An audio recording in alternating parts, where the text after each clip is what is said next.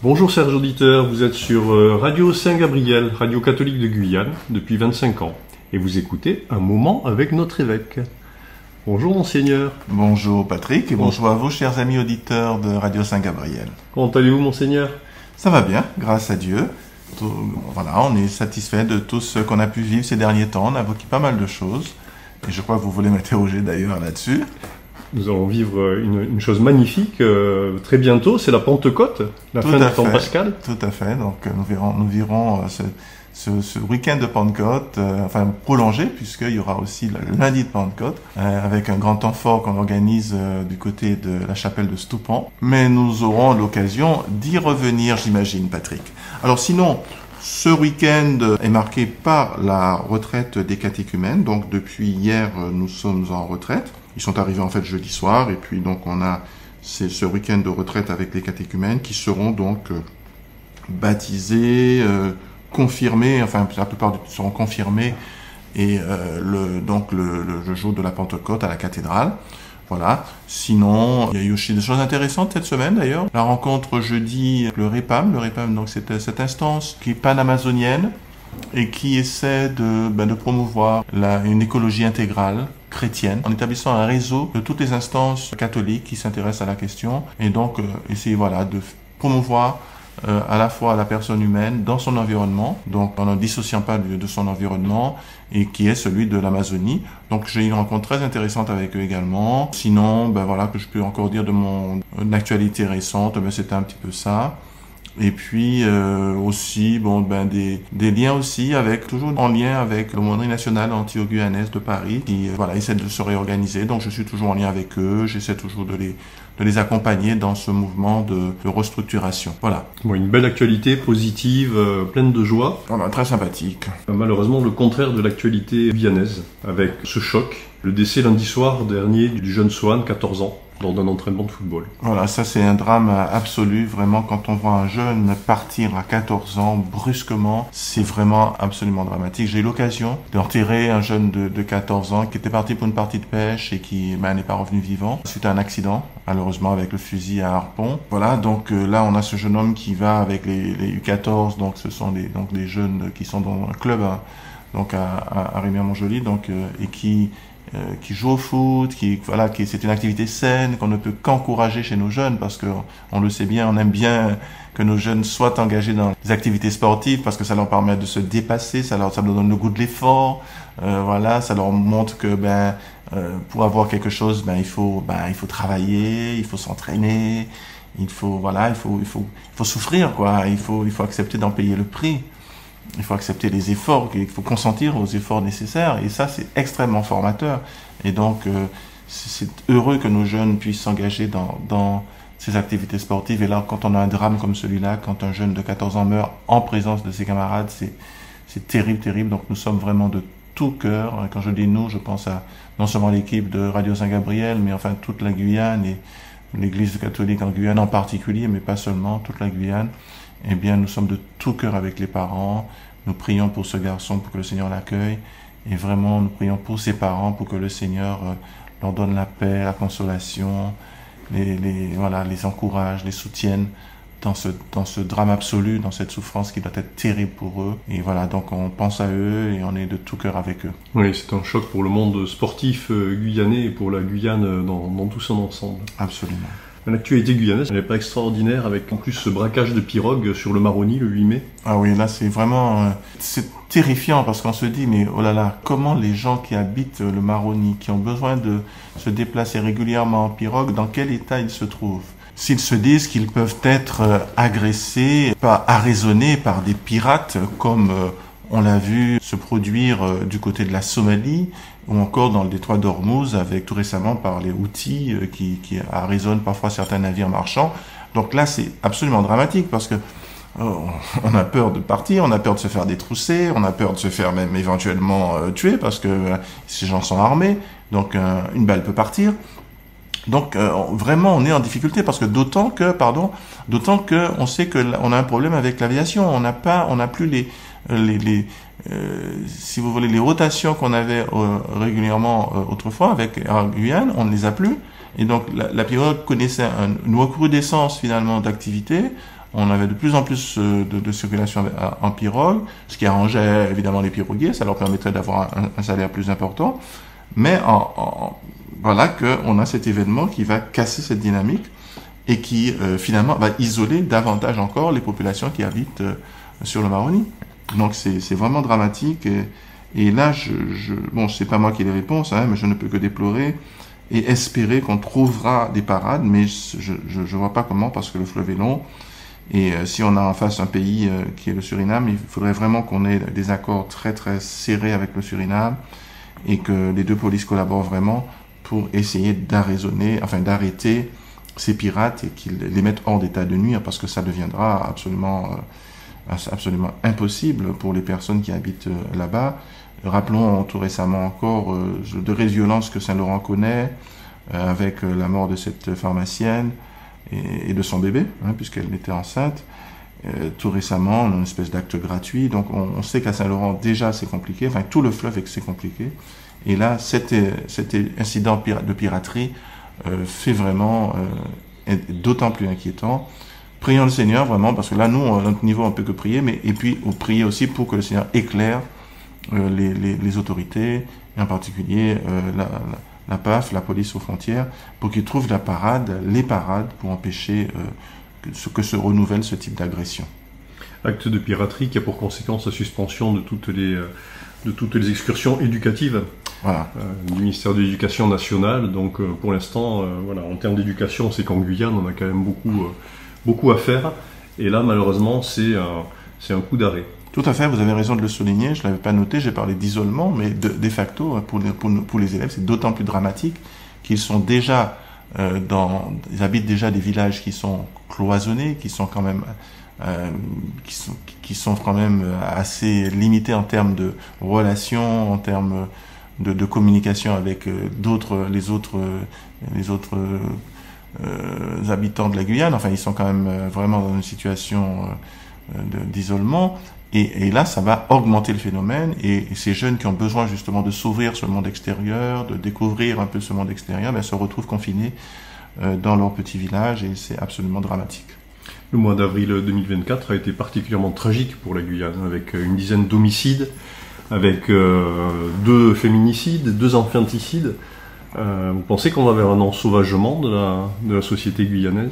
Je pense, nous constatons qu'il n'est pas seulement de la société guyanaise, puisqu'on le voit en métropole aussi. Vous avez entendu tout récemment l'attaque du fourgon de la police, des gardiens de prison qui amenaient un détenu pour son jugement, pour une audience.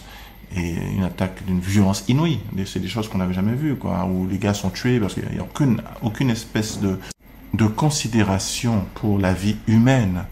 Ils ont tué ces pauvres gardiens de prison, ces pères de famille, dont son épouse était enceinte de 5 mois, je crois, qui se réjouissait d'être bientôt père. Ils les ont tués comme si c'était de simples cafards, alors que ce sont des personnes humaines, voyez. Donc là, effectivement, vous parliez d'ensauvagement, et là, on a vraiment une démonstration d'ensauvagement inouïe, que nous n'avions jamais vu. Et ça, ce phénomène-là, on le constate en de multiples endroits en France métropolitaine, comme chez nous en Guyane. Et je pourrais dire aussi aux Antilles françaises, c'est la même chose, en Martinique et en Guadeloupe. On a des phénomènes de plus en plus violents. Nous faisions état, rappelez-vous aussi récemment, de ces jeunes, cette jeunesse qui n'hésite pas à tabasser jusqu'à tuer un de leurs camarades. Donc on a là un phénomène qui est effectivement un phénomène de société que nous constatons, qui commence très tôt, hein, puisque ce sont parfois des mineurs qui sont les auteurs de ces meurtres, et puis des adultes également, ils ne sont pas en reste. Et que pourrait-on faire, Monseigneur, donc, pour endiguer toute cette violence? Alors évidemment, je n'ai pas toutes les réponses, mais à mon niveau comme évêque, et je crois l'avoir dit déjà une fois, Patrick, il me semble que ça passe par l'éducation, une éducation intégrale, pas une éducation à la théorie du genre, hein, où dire voilà, vous pouvez changer de sexe, vous pouvez faire ce que vous voulez, vous pouvez voilà, pas une éducation à la haine de soi, hein, avec le wokisme, alors la haine de ce que l'on est, la haine de son histoire, ou bien de la victimisation. On a une victime, éternelle victime, parce que tout ça, ça va engendrer de la violence, vous comprenez? Donc, une éducation intégrale, donc où on apprend vraiment les paramètres fondamentaux, hein, c'est-à-dire les savoirs fondamentaux, et puis aussi une formation spirituelle, savoir que vivre en société, c'est pour un temps, hein, on est mortel, on va tous mourir, c'est clair, et on doit laisser une trace positive dans ce monde. Et il y a aussi une espérance après la mort quand on est chrétien, et on doit répondre de ses actes aussi devant Dieu, vous voyez. Donc il y a plein de choses qui peuvent être faites sur le plan éducatif pour endiguer cette montée de la violence absurde, une violence où, voilà, parce que finalement quand il y a une telle violence, ça veut dire qu'il y a un déficit de parole, il y a un déficit de spiritualité. Donc on régresse à l'état d'animaux. Et quand un être humain régresse à l'état d'animaux, il est pire que les bêtes. Il est bien pire que les animaux. Donc, assumons notre identité humaine, notre réalité humaine, et formons nos jeunes intégralement. C'est-à-dire pas seulement en essayant de leur donner quelques savoirs, et surtout pas avec les idéologies à la mode qui sont destructrices de cette jeunesse et qui les poussent soit au désespoir, soit au suicide, soit à la violence. En bien des cas. Vous avez évoqué le wokisme et si vous permettez, je vais rebondir dessus. Que se passe-t-il, Monseigneur, avec l'Eurovision, les Jeux Olympiques et le Festival de Cannes? Quel est le dénominateur commun? Vous avez déjà donné le nom. Le mot wokisme semble être un élément qu'on retrouve un peu partout.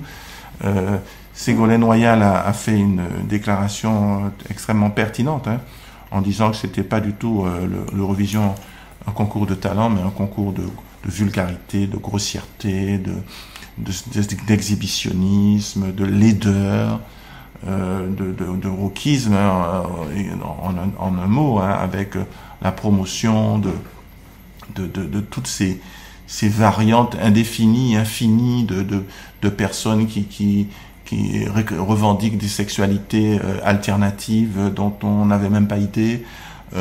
Et puis on fait la promo de ça depuis plusieurs années. L'Eurovision est devenue finalement une espèce de plateforme de ce wokisme qui est à la mode. Le même phénomène se retrouve effectivement au JO, où vous voyez que au lieu que la flamme olympique soit portée par des sportifs, puisque à ma connaissance les Jeux olympiques c'est une affaire de sport, eh bien non, au lieu de cela, eh bien on a des personnes transgenres, des personnes travesties qui portent la flamme olympique. Alors franchement, on se dit, mais c'est quoi ce pays?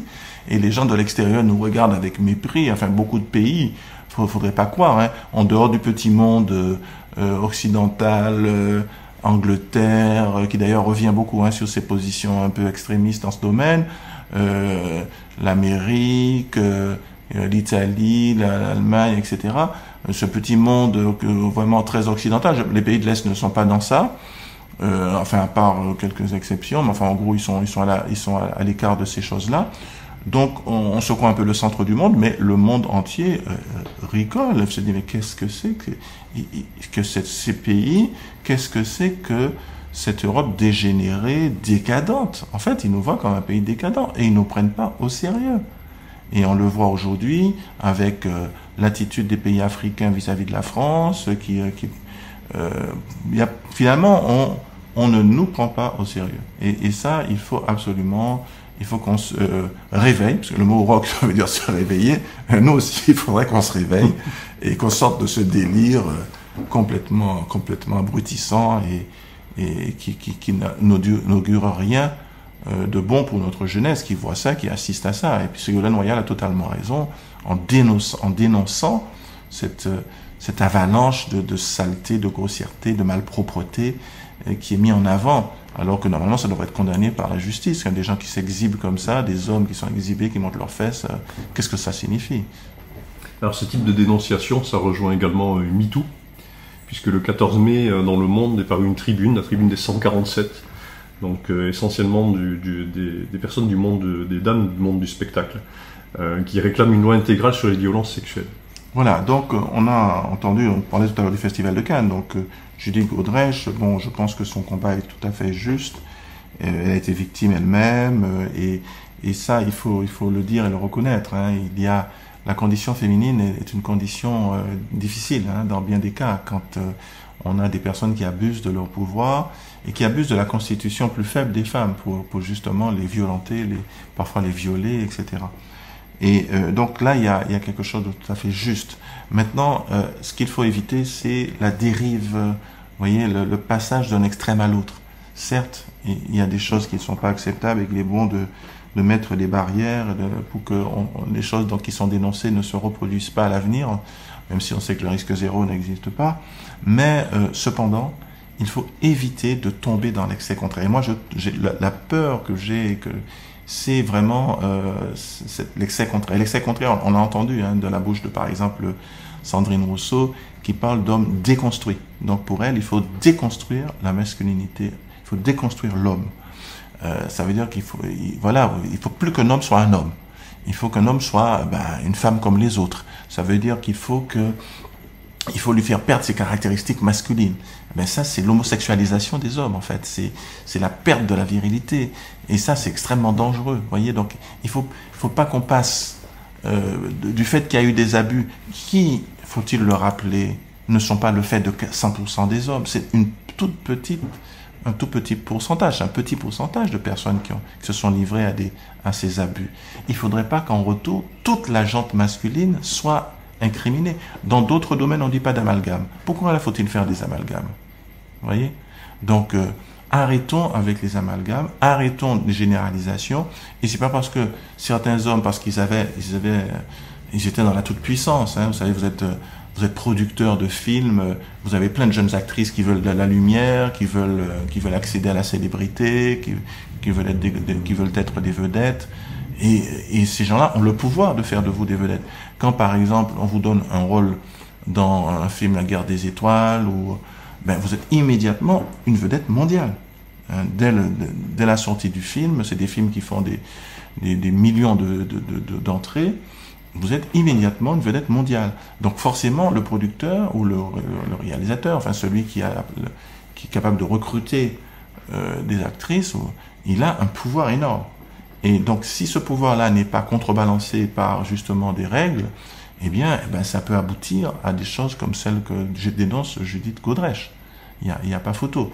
Alors, il faut savoir aussi, dans l'autre sens, qu'il y a des femmes qui vont se proposer directement, qui proposent aux producteurs des rapports sexuels en échange d'une place dans un casting important pour leur permettre de voir la lumière, justement, d'accéder à la célébrité. Donc, il y a un tas de choses qui se jouent.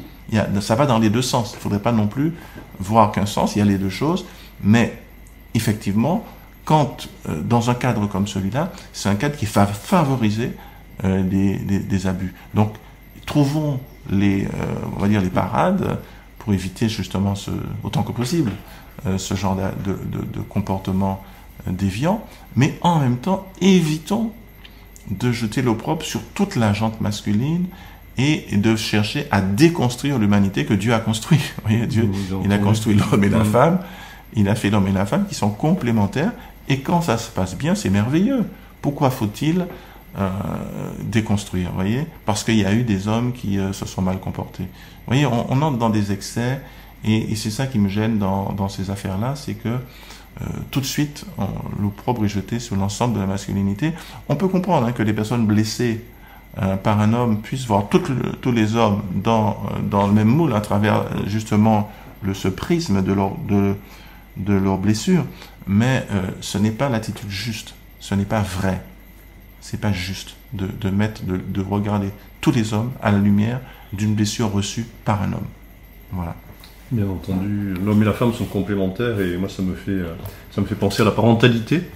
On va évoquer la parentalité un petit peu, si vous voulez bien, notamment avec le congé de naissance. Le congé de naissance qui est une réforme du congé parental, c'est-à-dire que les congés liés à la naissance d'un enfant devront être pris non pas dans les 3 ans de l'enfant, mais dans la première année. Oui, alors pourquoi est-ce qu'il y a eu cette réforme? Bon, je n'ai pas tous les tenants et aboutissants. Bon, je peux comprendre. Il est probable que, je pense que tous les pédiatres vous diront que bon, les premiers mois, les 12 premiers mois sont plus importants que les mois qui suivent. C'est-à-dire que, en gros, le nourrisson, c'est de la naissance jusqu'à 18 mois. Donc, si on peut assurer dans les premiers mois de l'enfant la présence de sa mère, à défaut celle de son père, c'est une bonne chose. Parce que il n'est pas bon, de mon point de vue, que l'enfant soit trop vite séparé de ses parents après sa naissance, et qu'il soit tout de suite mis dans une crèche ou sous la responsabilité d'une babysitter qui n'est pas la mère, donc ou le père. Donc certainement que moi je préférais que ce soit la mère, évidemment, parce que bon, ben, si Dieu a constitué la mère avec des seins, c'est notamment pour allaiter l'enfant. Et dans le lait maternel, on le sait aujourd'hui, il y a des anticorps, il y a plein de produits qui font qui vont équiper l'enfant pour sa vie future. Et quand ça fait défaut, on le paye cher. C'est-à-dire, on le paye avec notamment des enfants qui ont plein d'allergies, qui sont difficiles à combattre, etc., etc. Alors, on le voit aujourd'hui, hein, des enfants qui n'ont pas été allaités et qui sont allergiques à plein de choses. Et parce qu'ils n'ont pas eu suffisamment d'anticorps, ils n'ont pas été suffisamment équipés après leur naissance, grâce au lait maternel que Dieu a prévu pour cela. Hein, c'est pas simplement de la nourriture, le lait maternel. Il y a de la nourriture, mais il y a aussi un équipement pour lutter contre les agressions, que ce soit les agressions microbiennes, mais également pour faire face aux allergies, enfin aux différents produits que nous consommons, et pouvoir les assimiler correctement. Donc tout ça, c'est donné dans le lait maternel, et c'est dommage que l'allaitement maternel ait été à un moment donné supprimé. Aujourd'hui, on revient. Les pédiatres ont compris que c'était fondamental.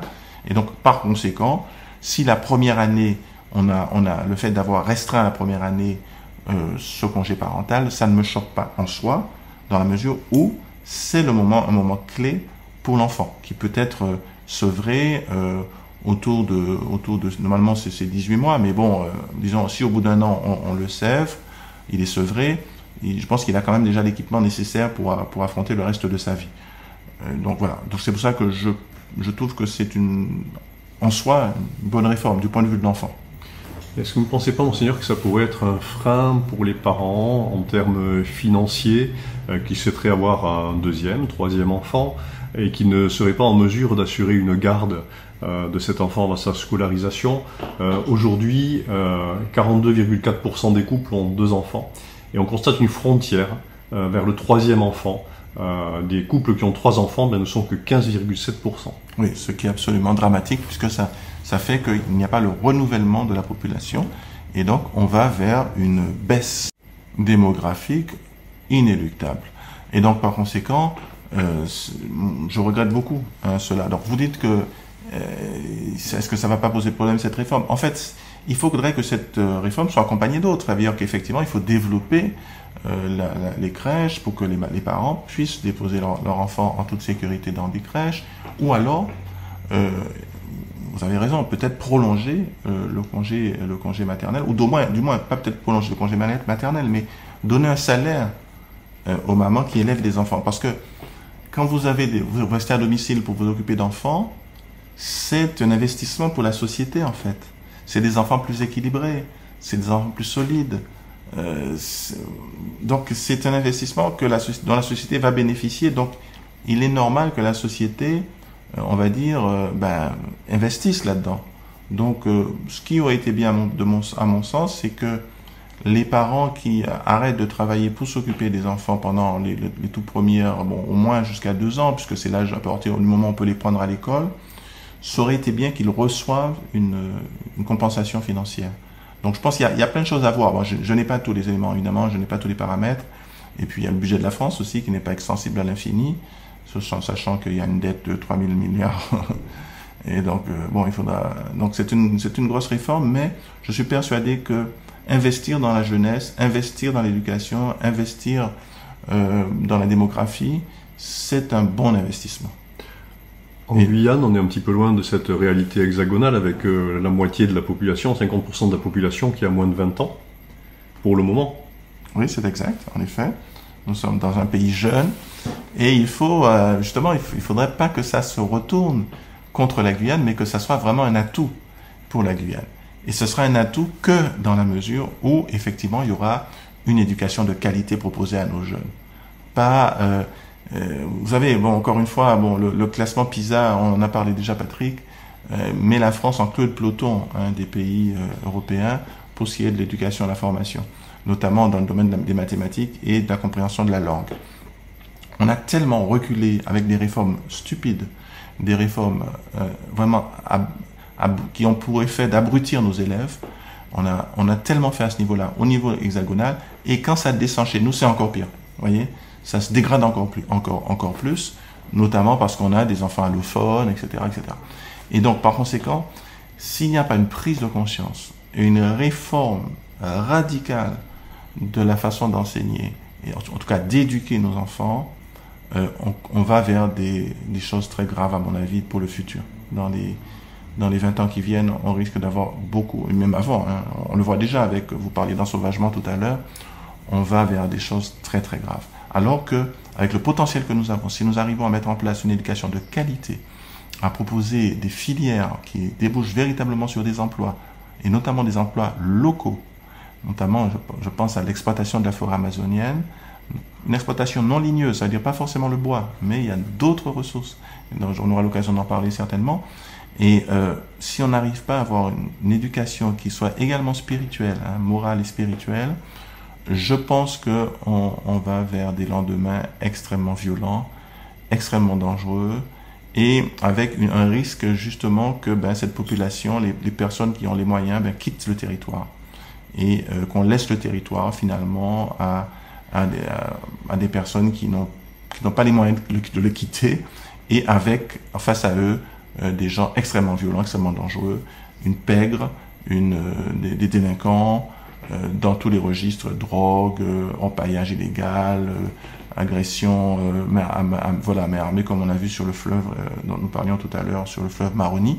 Donc, et là, il y a une urgence, et j'espère que tous les acteurs, tous ceux qui ont quelque chose à faire, à donner, mesurent un peu les enjeux. Alors, restons dans les Outre-mer, mais on va passer de la Guyane au Pacifique, on va aller en Nouvelle-Calédonie.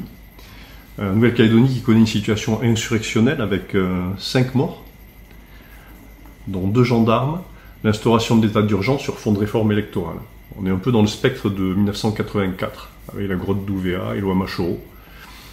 Qu'est-ce que ça suscite comme réaction, monseigneur?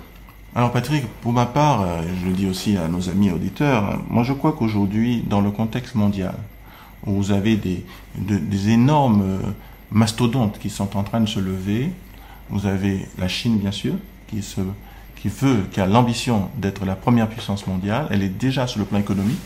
Je crois qu'on ne peut pas trop le nier. En tout cas, elle fait jeu égal avec les États-Unis.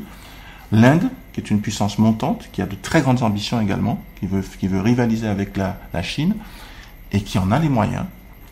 Et puis, on a bien sûr de l'autre côté les États-Unis. On a une Europe malheureusement qui est un peu décadente, donc qui ne fait pas tellement le poids face à ces gros mastodontes. Et puis, vous avez donc des pays qui essaient de se regrouper, donc l'Afrique de l'Ouest, etc., mais qui sont très très loin de ces gros mastodontes qui finalement dirigent le monde. Avec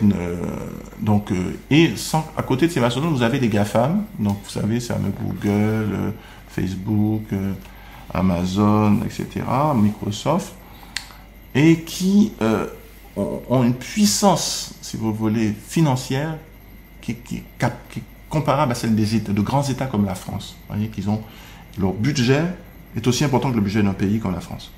Et je vous rappelle que le budget de la France est autour de 1000 milliards. Donc vous voyez un petit peu le poids que peuvent représenter ces personnalités-là.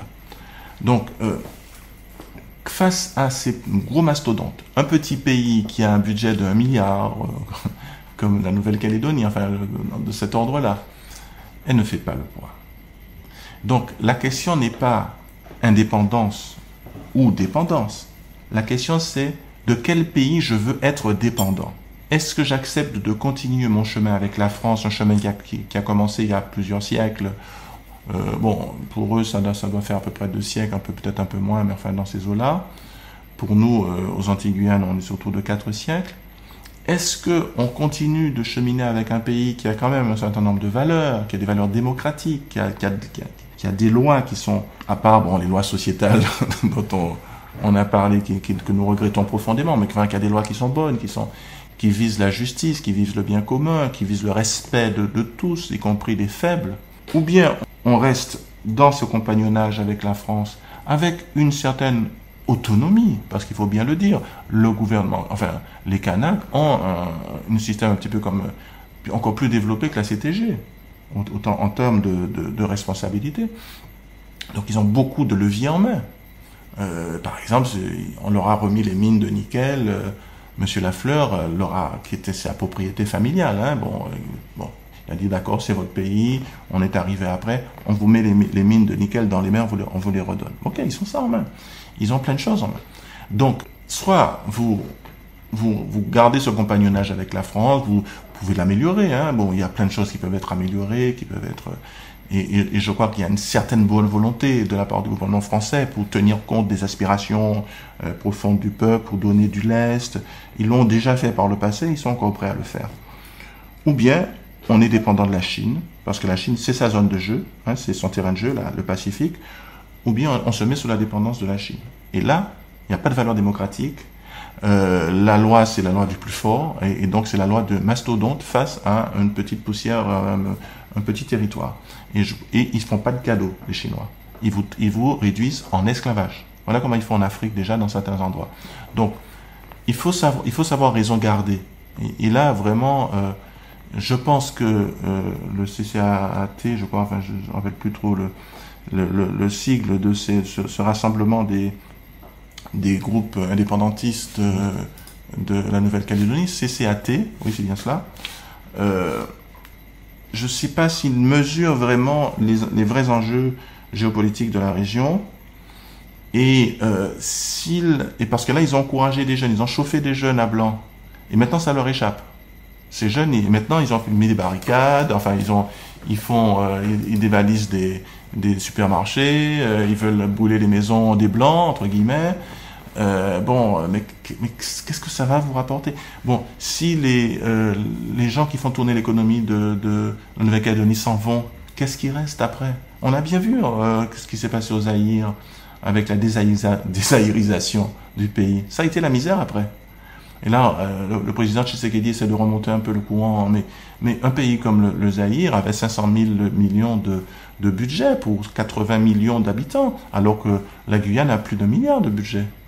Je sais pas, vous voyez un petit peu la différence. Vous avez un territoire qui est 5 fois plus grand que la France, avec 80 millions d'habitants, et vous avez un budget qui était de l'ordre de 500 millions de dollars, parce que l'argent était capté par des individus, rien n'était investi dans le pays, et puis les impôts ne rentraient pas évidemment, puisque tout le monde, c'était la gabegie généralisée.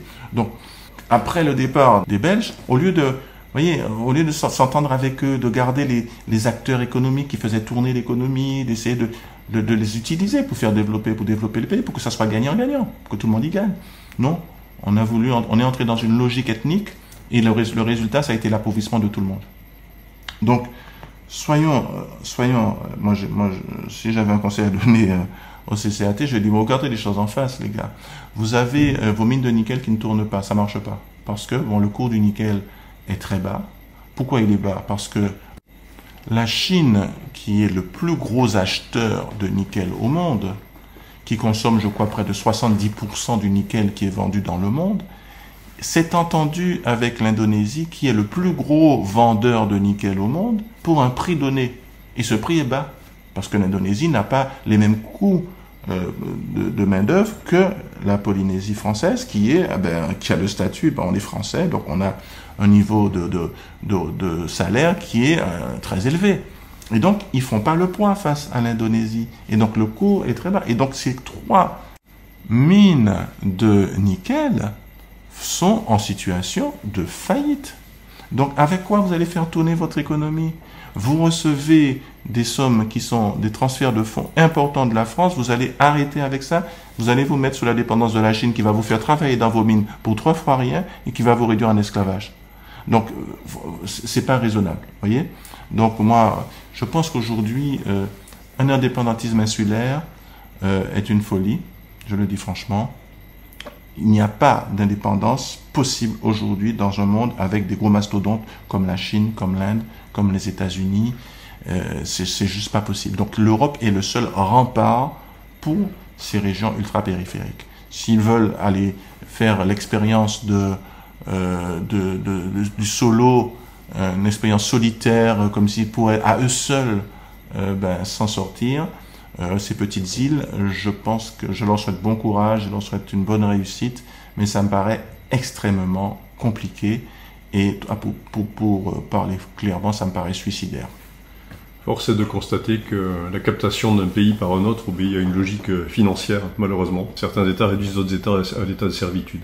Tout à fait, malheureusement. On va revenir à l'homme avec un grand H, si vous voulez bien, donc l'homme et la femme. Avec le projet de loi sur la fin de vie, sont revenues les directives anticipées. Vous en avez entendu parler, monseigneur? Oui, bien sûr. C'est toujours bon de faire son testament et de dire un peu ce que l'on veut pour sa fin de vie. Mais il faut bien comprendre que souvent, les positions que l'on prend lorsqu'on est en pleine santé ne sont pas celles qu'on prend quand on est malade. Voyez, vous pouvez très bien faire un AVC, perdre la parole en disant et avoir écrit dans vos directives anticipées que en cas d'AVC, en cas de perte de la parole, je souhaiterais une aide à mourir et donc voilà qu'on puisse m'euthanasier. Et puis quand vous êtes dans la situation, vous venez de faire votre AVC, vous avez perdu la parole, vous n'avez plus du tout envie de mourir. Ça, combien de fois on a vu cela?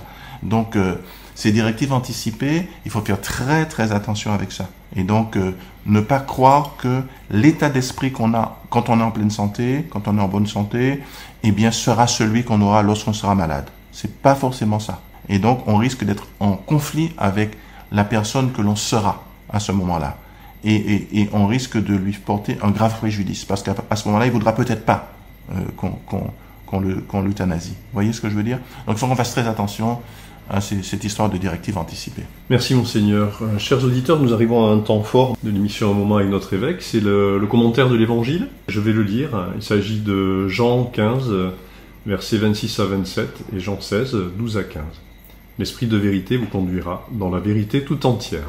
En ce temps-là, Jésus disait à ses disciples, « Quand viendra le défenseur, que je vous enverrai d'auprès du Père, lui, l'esprit de vérité qui procède du Père, il rendra témoignage en ma faveur. Et vous aussi, vous allez rendre témoignage, car vous êtes avec moi depuis le commencement. J'ai encore beaucoup de choses à vous dire, mais pour l'instant, vous ne pouvez pas les porter. Quand il viendra, lui, l'esprit de vérité, il vous conduira dans la vérité tout entière. En effet, ce qu'il dira ne viendra pas de lui-même, mais ce qu'il aura entendu, il le dira. Et ce qui va venir, il vous le fera connaître. Lui me glorifiera, car il recevra ce qui vient de moi pour vous le faire connaître. Tout ce que possède le Père est à moi. Voilà pourquoi je vous ai dit, l'Esprit reçoit ce qui vient de moi pour vous le faire connaître. L'Esprit, monseigneur. Acclamons la parole. Voilà, nous arrivons effectivement avec cet évangile au dimanche de la Pentecôte, donc c'est demain. Il est question évidemment de l'Esprit Saint. Et donc Jésus dit, quand viendra le Paraclet, alors on a traduit ici le défenseur. Donc je rappelle que le Paraclet, c'est un mot grec qui se traduit effectivement, on peut le traduire par défenseur, mais aussi par intercesseur et aussi par consolateur. Vous voyez, c'est celui qu'on appelle auprès de soi, paraklétos, on appelle auprès de soi pour pouvoir justement nous soutenir. Et donc, il nous défend, c'est comme un avocat, c'est vrai, mais il intercède aussi pour nous, ce que fait aussi parfois l'avocat, mais bon, ce que fait aussi celui qui prie, et il nous console. Et ça, c'est aussi un aspect très important qu'on ne trouve pas dans la traduction le défenseur, mais que je tenais quand même à souligner. Et puis, donc Jésus nous dit que cet Esprit Saint, il va témoigner de lui en fait. Que fait l'Esprit Saint? Il nous donne ce qui est du Fils, comme le Fils nous donne ce qui est du Père. Jésus dit, tout ce que je vous ai dit, c'est ce que le Père m'a dit. Je vous ai transmis ce que le Père m'a dit. Je vous appelle pas serviteur parce que tout ce que j'ai reçu de mon Père, je vous l'ai fait connaître. Et il nous dit que l'Esprit Saint va faire la même chose en ce qui le concerne lui. Donc ce que lui il a reçu du Père, il nous le transmet, mais l'Esprit Saint va reprendre ce que Jésus nous a transmis pour le développer et pour nous faire entrer dans la vérité tout entière, parce que comme le dit Jésus, j'aurais plein de choses à vous dire, mais pour l'instant vous ne pouvez pas les porter, vous ne pouvez pas encore les assimiler, parce que c'est tellement infini, c'est tellement les choses de Dieu, il y a tellement à dire et qu'il faut des siècles et des siècles pour que tout ça puisse commencer à être développé, à être connu, à être approfondi. Et chaque génération approfondit pour son compte, sachant qu'il y a des aspects qui apparaissent en telle époque et qui n'apparaissent pas à d'autres, et inversement. Parce que, en fait, c'est tellement riche que ça dépend, en fait, du regard que nous portons sur cette parole, et ça dépend, par conséquent, des conditions qui sont les nôtres quand on regarde cette parole. Vous voyez ce que je veux dire? C'est-à-dire que, en fonction de notre situation, eh bien, on va percevoir des aspects de la parole que nous n'aurions pas perçus si nous n'étions pas dans cette situation-là. Parce que c'est hyper riche. Et ça répond à tellement de questions, à tellement de préoccupations que, toutes les générations y trouvent leur compte.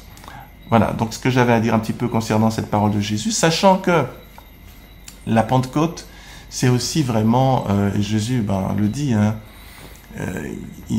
c'est vraiment la prolongation de la présence de Jésus, pas seulement comme à l'époque où il était là, où il était localisable, soit en Judée, soit en Samarie, soit en Galilée, mais là, l'Esprit Saint permet à Jésus d'être partout présent et en tout temps. Oui, donc l'Esprit Saint, c'est vraiment celui qui rend la présence de Jésus universelle. Et il le fait notamment, tout spécialement par l'Église, par l'Église que le Christ a fondée. C'est vraiment le véhicule privilégié. Ça ne veut pas dire que l'Esprit Saint ne peut pas souffler en dehors de l'Église, bien sûr. Il peut atteindre des gens en dehors de l'Église, c'est pas de problème. Mais c'est son véhicule privilégié. C'est l'Église que Jésus a fondée. C'est l'Église dans laquelle il agit le plus, à travers notamment les sacrements, l'Eucharistie, qui est le cadeau suprême, la grâce du pardon des péchés, ça aussi c'est donné par l'Esprit Saint dans le sacrement de réconciliation, le sacrement des malades, enfin tous les sacrements sont l'œuvre de l'Esprit. Bien sûr, on commence par le baptême, la confirmation, que je vais d'ailleurs célébrer ce dimanche 2 fois, à la fois pour Saint-Antoine, les jeunes de Saint-Antoine, mais aussi pour les catéchumènes à la cathédrale. Et donc, l'Esprit Saint, il donne tout ça, il donne aussi les charismes. Il donne aussi les charismes qu'il distribue dans le peuple de Dieu pour justement édifier le corps du Christ, donc toutes sortes de charismes, notamment le charisme de guérison, de paroles prophétiques, paroles de connaissance, etc. Donc, c'est l'Esprit Saint qui rend l'Église vivante. Si vous enlevez l'Esprit Saint, c'est comme si vous enlevez son âme à un corps, ça devient un cadavre. Et si on ne veut pas que l'Église soit un cadavre, il faut qu'on appelle l'Esprit Saint constamment et qu'on vive constamment de lui. Avec lui, tout devient hyper vivant, hyper dynamique, hyper joyeux, hyper puissant. C'est vraiment la grâce des grâces. Alors, je vous souhaite à tous, à toi Patrick et à vous tous auditeurs de Radio Saint-Gabriel, une belle, joyeuse et puissante fête de Pentecôte. Et je rappelle qu'on aura un temps fort à Stoupan. Et donc, j'invite ceux qui voudront à venir à ce temps fort. Je rappelle, la messe est à 10h30, mais on aura le repas tiré du sac. Et puis l'après-midi, le temps de consolation. On va demander à l'Esprit Saint de se manifester avec puissance, notamment auprès de nos malades. Et pas seulement ceux qui souffrent physiquement, mais aussi ceux qui souffrent dans leur cœur, qui ont le cœur brisé, qui ont le cœur blessé, et qui libèrent aussi ceux qui sont au pouvoir des ténèbres. Et donc, vraiment, nous voulons une effusion de l'Esprit puissante sur nous pour cette Pentecôte. Nous demandons au Seigneur, dans toutes nos paroisses et dans tous les temps forts que nous organisons à cette période-là.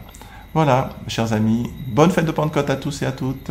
Amen. Merci beaucoup, Monseigneur. À bientôt. Rendez-vous pour la semaine prochaine, samedi prochain. Entendu, si Dieu nous prête vie. À bientôt. Merci, Monseigneur. Merci beaucoup, chers auditeurs de Saint-Gabriel. Merci de nous avoir écoutés. N'oubliez pas que cette émission sera rediffusée le dimanche à 13h et le mercredi à 9h30 sur 94.4 à Cayenne, 90.3 à Kourou, 95.7 à Saint-Laurent-du-Maroni et également sur YouTube et Facebook. Vous pouvez aussi écouter la radio sur la page web radio-saint-gabriel-guyane.net. Si vous avez des questions, posez-les sur radio-saint-gabriel@gmail.com ou sur le numéro WhatsApp 594 694 07 17 02. À très bientôt, chers auditeurs. C'était l'émission Un moment avec notre évêque, que vous retrouverez dimanche à 13h et mercredi à 9h30.